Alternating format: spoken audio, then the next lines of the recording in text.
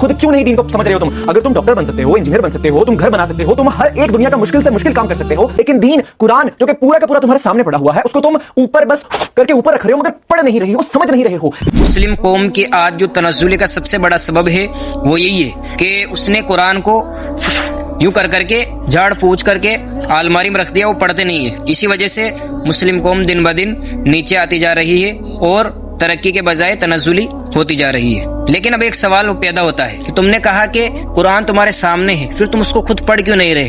तो आप इसको इस तरह क्यों नहीं लेते कि तुम्हारे सामने ईंटें पड़ी हुई है, पत्थर पड़े हुए हैं, बजरी का इंतजाम तुमने कर लिया, सीमेंट तुम लेके आ गए, तो तुम खुद से घर क्यों नहीं बनाते?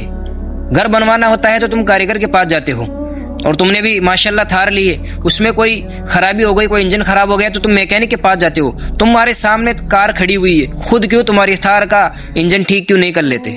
काम खुद को करने हैं, लेकिन जो उसके एक्सपर्ट है उसकी जरूरत हर शुबे में पड़ेगी आपको। आप कोई भी मिसाल दे दीजिए, बकरीद के मौके पे, ईद के मौके पे, शादी के मौके पे नए कपड़े सिलवाने पड़ते हैं, तुम खुद क्यों नहीं सिल लेते कपड़े?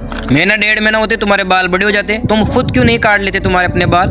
घर में बाप बीमार है, तुम खुद क्यों उसकी दवाई नहीं लेते? क्यों डॉक्टर के पास जाते हो? शाम को तुमको सब्जी बनानी है, गोश्त बनाना है आज, तुम खुद क्यों मुर्गे की दुकान नहीं खोल लेते? मुर्गे काटो और खुद सब्जी बनाओ।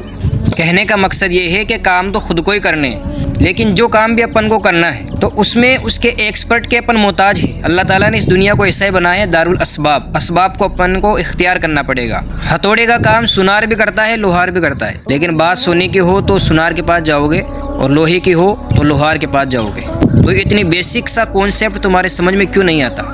आप खुद क्यों सुनार की तरह हथौड़ा लेकर के अपने घर की औरतों के जेवरात नहीं बना लेते? आप अपनी सुबह से लेकर शाम तक की जितनी भी ज़रूरियात है, आप अंदाज़ा लगा सकते हैं कि हम कितने लोगों के मोहताज हैं। आप खुद क्यों फसल उगा करके रोटी बना करके नहीं खा लेते?